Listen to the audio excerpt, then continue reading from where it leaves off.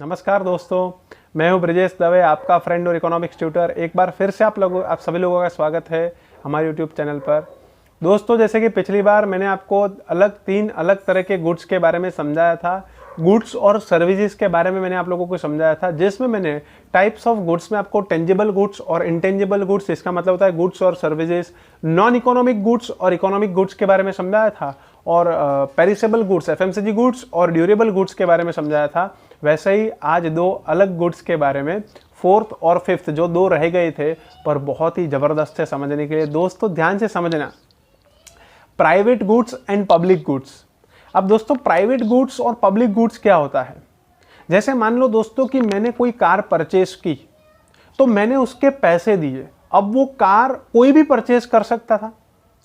दोस्तों, वो car showroom में पड़ी थी और उस कार को परचेस करने के लिए मार्केट में बहुत सारे लोगों के बीच में कंपटीशन थी। हम ऐसा बोल सकते हैं कि बहुत सारे लोग उसको परचेस कर सकते थे, लेकिन उसमें से मैं गया, क्योंकि मुझे वो परचेस करनी थी, मेरे पास पैसे थे, मैं गया, मैंने कार के पैसे दिए और वो कार मैंने छुड़वा ली, वो कार मैंने ले ली।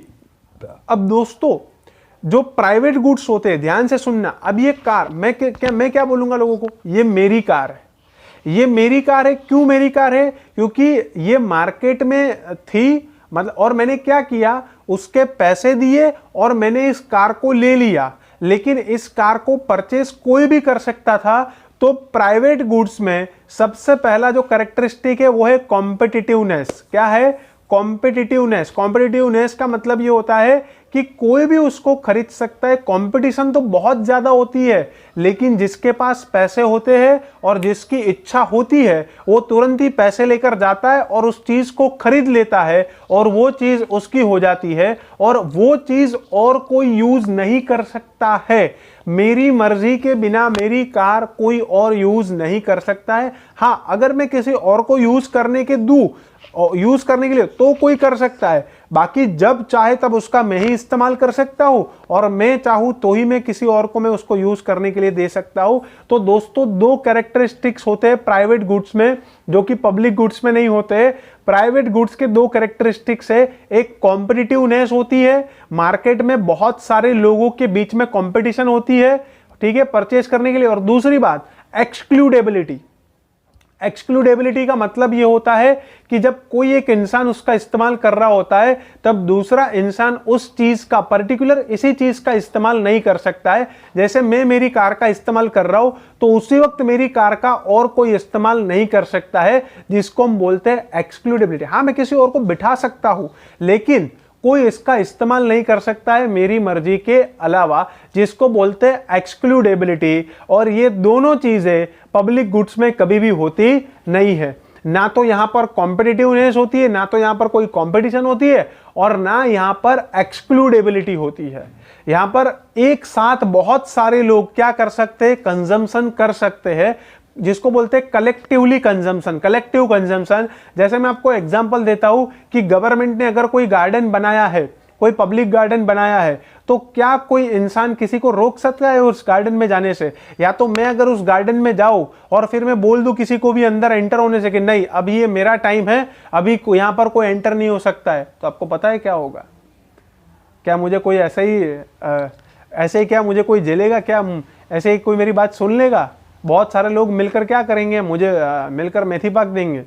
मतलब ऐसे कोई मेरी बात के ऊपर ट्रस्ट करेगा नहीं, और कोई मेरी बात ये मानेगा नहीं। क्यों? क्योंकि मेरा कोई पर्सनल गार्डन नहीं है, ये पब्लिक गार्डन है। तो पब्लिक गार्डन में एक्सक्लूडेबिलिटी नहीं होती है और कॉम्पिटिटिवनेस नहीं होती है। जब चाहे तब हम पब्लिक गार्डन का इस्तेमाल कर सकते हैं, और जितने लोग चाहे उसका इस्तेमाल कर सकते। क्या मेरी गाड़ी का ऐसा है कि जब चाहे जो भी चाहे वो चाबी लेकर जाके मेरी गाड़ी? नहीं, क्योंकि वो प्राइवेट गुड्स है, क्योंकि उसमें कॉम्पिटिटिवनेस थी, उसमें कंपटीशन थी, मैंने उसको परचेस किया, वो मेरी ओनरशिप है, मैं जब चाहूं तब इसका इस्तेमाल कर सकता हूं, लेकिन मेरी कार का और कोई इस्तेमाल नहीं कर सकता है, तो इसलिए वो प्राइवेट गुड्स है। तो दोस्तों, प्राइवेट गुड्स में दो कैरेक्टरिस्टिक्स है, एक एक्सक्लूडेबिलिटी और एक कॉम्पिटिटिवनेस, जो कि पब्लिक गुड्स में नहीं होता है, और दोनों का एग्जाम्पल मैंने आप लोगों को दे दिया है। Private goods and public goods. अब हम अंदर टेक्स्ट बुक से पढ़ते हैं, goods are classified as private goods and public goods based on their ownership and nature of use. पहले तो कौन मालिक है उसका और किस तरह का यूज कर रहे हैं हम लोग, क्या हम लोग इंडिविजुअल यूज कर रहे हैं या कलेक्टिवली यूज कर रहे हैं। प्राइवेट गुड्स में ज्यादातर इंडिविजुअल यूज होता है। Private goods are goods which can be possessed and owned by a private individual, she or he takes all decisions regarding this goods। जो निजी जो चीज वस्तु होती है, निजी, प्राइवेट को बोलते हैं निजी, जो निजी चीज वस्तु होती है, जो प्राइवेट गुड्स होते हैं वो प्राइवेट इंडिविजुअल की ऑनरशिप में होते हैं और वही सारे डिसीजन लेते हैं। जैसे मेरी गाड़ी के बारे में सारे डिसीजन मैं ही लूंगा क्योंकि वो मेरी गाड़ी है। These goods possess the characteristics of excludability and competitiveness। इसमें excludability और competitiveness का characteristics होता है। excludability means क्या दोस्तों? excludability का मतलब क्या होता है? Once a good is owned and being used by one individual, another individual cannot possess and use it at the same time and individuals have to compete for ownership of these goods। Excludability का मतलब ये होता है कि जब कोई good कोई एक इंसान इस्तेमाल कर रहा होता है तभी दूसरा इंसान उस गुड का इस्तेमाल नहीं कर सकता है। इसको बोलते दोस्तों हम एक्सक्लूडेबिलिटी। और सारे इंडिविजुअल्स को इस चीज की ओनरशिप के लिए कंपटीशन, मतलब कंपटीशन चलती है। और उस कंपटीशन में कौन दोस्तों? कंपटीशन का मतलब मेरा है कि मार्केट में जितनी भी चीजें अवेलेबल है, जितनी भी गाड़ी अवेलेबल है, जितनी भी चीजें मार्केट में अवेलेबल है, तो कोई भी जाकर परचेज कर सकता है। तो बहुत सारे लोग चाहते तो है, लेकिन जिसके पास पैसे होंगे और जिसकी इच्छा होगी कि अभी परचेज करना है, वो जाएगा और मार्केट से वो चीज लेकर आएगा। अब जो चीज हमने ले ली है वो हमारी खुद की हो गई है। अब वही चीज कोई दूसरा इंसान उसको यूज नहीं कर सकता है। तो ये है एक्सक्लूडेबिलिटी और कॉम्पिटिटिवनेस की कंपटीशन होती है। जैसे कि देखो दोस्तों, for example, a packet of biscuit purchased by one child in a market which has competition among buyers। कोई भी जाकर परचेस कर सकता था, लेकिन किसी एक बच्चे ने जाकर 5 रुपए देकर पार्ले जी परचेस कर लिया, बिस्किट का पैकेट परचेस कर लिया। Comes under the ownership of this child. अब उसकी ओनरशिप, वो पार्ले जी की ओनरशिप उस बच्चे की हो गई, मालिक का वो बच्चा हो गया। And another child is excluded from having the same packet of biscuit. जो दूसरा बच्चा जिसके पास पैसा नहीं है, या तो दूसरा बच्चा जो है जिसने ये बिस्किट परचेस नहीं किया है, वो एक्सक्लूड हो गया, वो ये बिस्किट का इस्तेमाल वो नहीं कर सकता। The individual who pays a price gets the good. देखो दोस्तों, जो पैसे देगा, गुड के पैसे देगा, and others can not have the same unit. तो दूसरों को वो चीजें, मतलब जो पैसे देगा उसको वो चीज मिलेगी, ठीक है, और बाकी जो लोग हैं उनको वो चीज नहीं मिलेगी क्योंकि उनकी इच्छा नहीं थी, या तो उनके पास पैसे नहीं थे तो उन्होंने चीजें ली नहीं है। For example, one who does not pay price for a mobile phone does not get it. जिसने मोबाइल फोन के लिए प्राइस ही नहीं चुकाई, जिसने कीमत ही नहीं चुकाई है, उसको मोबाइल फोन मिलेगा ही नहीं दोस्तों। और स्वाभाविक बात है, ऑब्वियस है कि जो पैसे देगा उसको वो चीज मिल जाएगी और उसके ऑनरशिप में वो आ जाएगी, और बाकी सारे लोग वो चीज को इस्तेमाल नहीं कर सकते जो हमने ली है। तो इसको बोलते हैं हम एक्सक्लूडेबिलिटी। और इस कंपटीशन में हमने क्या किया, ये जो कॉम्पिटिटिवनेस थी, ये जो कंपटीशन था, उसमें हमने क्या किया, हमने बाजी मार ली, हमने वो चीज खरीद ली, तो वो हमारी ओनरशिप में आ गई, जिसको हम बोलते हैं प्राइवेट गुड्स। जैसे कि हमारी खुद की गाड़ी, हमारे घर का फर्नीचर, ये सारे प्राइवेट गुड्स है। On the contrary, public goods. देखो दोस्तों, टॉपिक मजेदार इंपॉर्टेंट है। अब ये जो पब्लिक गार्डन है, ये कौन से गुड्स है? पब्लिक गुड्स है। कैसे पब्लिक गुड्स है? क्या किसी को एक्सक्लूड रखा जा सकता है? किसी को भी एक्सक्लूड नहीं रखा जा सकता है। क्या कोई कंपटीशन है? नहीं, कोई भी जाकर गार्डन का इस्तेमाल कर सकता है। On the contrary, public goods can be used by many individuals at the same time. एक ही समय पे बहुत सारे लोग पब्लिक गुड्स का क्या कर सकते हैं? इस्तेमाल कर सकते हैं। They possess the characteristics of joint demand. Public goods में क्या होता है? जॉइंट डिमांड, सब एक साथ डिमांड कर सकते हैं। And collective consumption. आपने देखा होगा गार्डन में एक साथ कितने सारे लोग आते हैं, बहुत सारे लोग वहां पर जाकर एक्सरसाइज करते हैं, बहुत सारे लोग वहां पर जाकर चक्कर लगाते हैं, बहुत सारे लोग वहां पर जाकर बातें करते हैं। Such goods are jointly demanded by many people. बहुत सारे लोग एक साथ इसकी डिमांड करते हैं।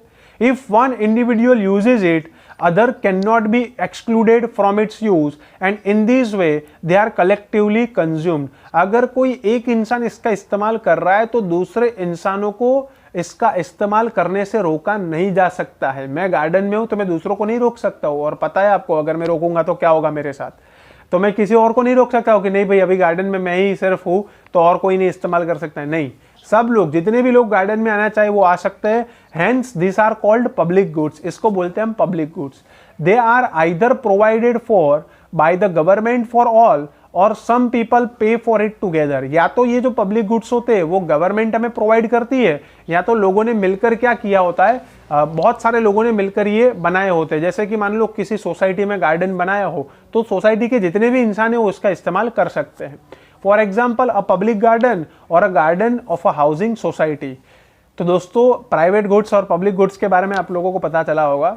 In short, private goods are owned and used by private individuals and public goods are owned by the government or group of people and are used collectively. Private goods जो है वो प्राइवेट इंडिविजुअल्स जो है उसकी ownership में होते हैं और पब्लिक गुड्स जो है वो गवर्नमेंट या तो बहुत सारे लोगों की ओनरशिप में होते हैं। तो दोस्तों आशा रखता हूँ आप लोगों को ये इंपॉर्टेंट टॉपिक, मज़ेदार टॉपिक जिसमें बहुत कुछ जानने को मिलता है वो समझ में आया होगा। नहीं समझ में आया तो कमेंट बॉक्स पे कमेंट कर सकते हैं।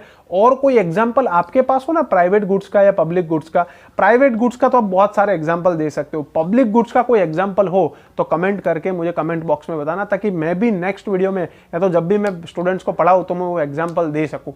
तो आप कमेंट बॉक्स में कमेंट जरूर कीजिएगा पब्लिक गुड्स का, अगर कोई और एग्जाम्पल आपके पास है तो। अब मैं आपको समझाता हूँ consumer goods and producers goods. दोस्तों consumer is the one who consumes the good. मैं भी कंज्यूमर, बहुत सारी चीज़ों को कंज्यूम करता हूँ। कंज्यूम का मतलब होता है, कंज्यूमर का मतलब है उपभोक्ता। जैसे अगर मान लो कि मुझे भूख लगी है, मैं बिस्किट का पैकेट खा रहा हूँ, मैं बिस्किट खा रहा हूँ, पैकेट नहीं खाऊंगा, अगर मैं बिस्किट खा रहा हूँ तो मैं कंज्यूमर हूँ। तो consumer is the one who consumes the good and producer is the one who produce the goods. उस प्रोड्यूसर जब तक प्रोड्यूस ही नहीं करेगा तो मैं उसको कंज्यूम कैसे कर पाऊंगा। तो what is the difference between consumer goods and producers goods. दोस्तों मुझे एक बात बताओ, कंज्यूमर जो गुड्स को कंज्यूम करेगा वो फाइनल प्रोडक्ट होगा, हम रॉ मटेरियल को कंज्यूम नहीं कर पाएंगे। बिस्किट के पैकेट में बिस्किट ही होगा। अगर वहां पर आटा दे दिया जाए और वहां पर बोल दिया जाए कि आप घर पे बना लो क्योंकि इसमें से ही बनता है बिस्किट, तो क्या मैं आटा खा लूंगा? नहीं, मुझे तो बिस्किट चाहिए। तो इसीलिए जो कंज्यूमर डायरेक्टली, जो कंज्यूमर की जरूरत को डायरेक्टली पूरा करता है, जिसको हमें डायरेक्ट यूज ही करना होता है, उसको हम बोलते हैं कंज्यूमर्स गुड्स। बहुत आसान है। देखो दोस्तों, goods can satisfy human wants directly और indirectly. Goods can satisfy human wants directly और इनडायरेक्टली। डायरेक्टली और इनडायरेक्टली दोनों तरह की जरूरतें पूरी कर सकते हैं गुड्स। जो डायरेक्टली जरूरतें पूरी करते हैं ना, जो डायरेक्टली, उसको हम बोलते हैं consumers goods. When a consumer consumes a good and this good is capable of satisfying a particular want directly, जब कोई भी उपभोक्ता किसी भी चीज वस्तु का उपभोग करता है, किसी भी चीज वस्तु का इस्तेमाल करता है, बहुत ज्यादा हिंदी हो गई, किसी भी चीज वस्तु का इस्तेमाल करता है और डायरेक्टली उसकी जरूरत पूरी हो गई, तो वो कौन सा गुड है? Consumers good. These goods have possessed the final stage of production। ये फाइनल स्टेज ऑफ प्रोडक्शन उसका हो गया होता है, डायरेक्ट इसका इस्तेमाल ही करना होता है। फॉर एग्जाम्पल कुक्ड फूड, जो खाना बना दिया, अब सिर्फ खाना ही है, ठीक है। फिर चेयर है, लकड़ी में से बनाई हुई चेयर है। दे सेटिस्फाई ह्यूमन वांट्स डायरेक्टली, ये हमारी जरूरतों को डायरेक्टली पूरा करते हैं। तो ये है कंज्यूमर्स गुड। जितनी भी चीजों का आप अपने दिन भर पूरी, जितनी भी चीजों का इस्तेमाल करते हो डायरेक्टली, वो कंज्यूमर्स गुड्स है, ठीक है। जो फिनिश्ड गुड्स है जिसको आप डायरेक्टली कंज्यूम कर सकते हो। लेकिन ऐसे गुड्स जो डायरेक्टली हमारी जरूरतों को पूरा नहीं कर सकते और हमारे काम की नहीं है, प्रोड्यूसर के काम की है, जैसे कि रॉ मटेरियल है, जैसे कि इंटरमीडिएट स्टेज में प्रोडक्शन के। जैसे मान लो कि हमारे घर पे अगर मेहमान को बिठाने के लिए कोई चीज चाहिए तो हम लोग चेयर्स खरीदेंगे, हम लोग कुर्सी खरीदेंगे। लेकिन अगर मान लो कि वहां पर जाए, जिस लकड़ी की कुर्सी खरीदने के लिए, चेयर खरीदने के लिए हम लोग गए, वो हम ऐसा बोले कि आप लकड़ी ले जाओ ना, इसमें से ही बनती है कुर्सी, तो क्या मेहमान को लकड़ी पे बिठाएंगे? नहीं, ये लकड़ी हमारे काम की चीज नहीं है, लेकिन प्रोड्यूसर के काम की चीज है। प्रोड्यूसर क्या करेगा? उस लकड़ी में से चेयर बनाएगा और फिर हमको बेचेगा। तो ये जो लकड़ी है, जो ये वुड है, वो प्रोड्यूसर्स गुड्स है। और ऐसा नहीं है कि ये जो लकड़ी है, जो वुड है, वो हमारी जरूरतों को पूरा नहीं करता है। अगर लकड़ी नहीं होती तो चेयर कहां से बनती? ये हमारी जरूरतों को पूरा करता है, लेकिन इनडायरेक्टली पूरा करता है, ठीक है। अभी उसका फाइनल स्टेज नहीं हुआ है प्रोडक्शन का, अभी वो प्रोड्यूस नहीं हुआ है, प्रोडक्शन नहीं हुआ है, उसका फाइनल स्टेज वो क्रॉस नहीं किया उसने प्रोडक्शन का। तो ये जो गुड्स है, ये जो वुड है, ठीक है, जो रॉ मटेरियल है।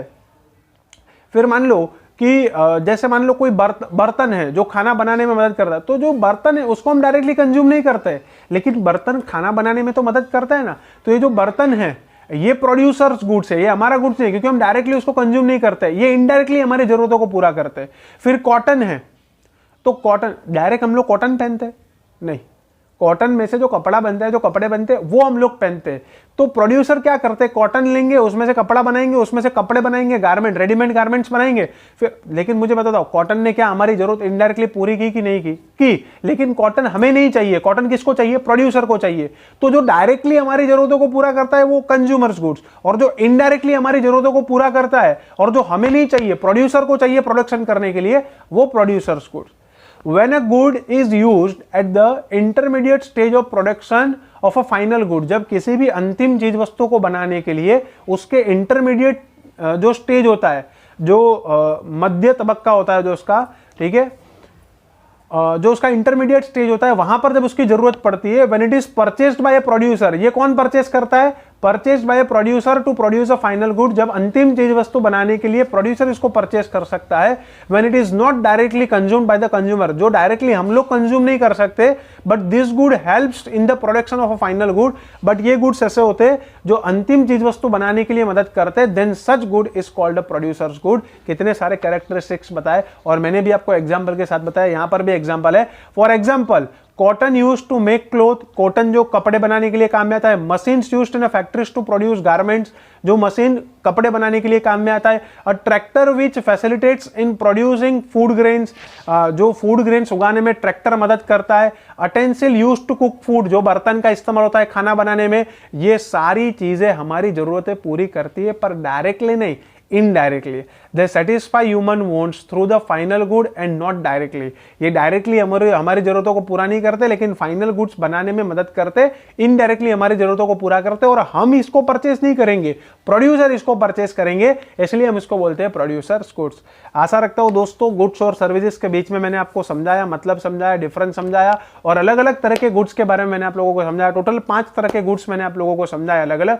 सबसे पहला मैंने आप लोगों को समझाया tangible goods and intangible goods. Intangible goods का मतलब होता है सर्विसेज।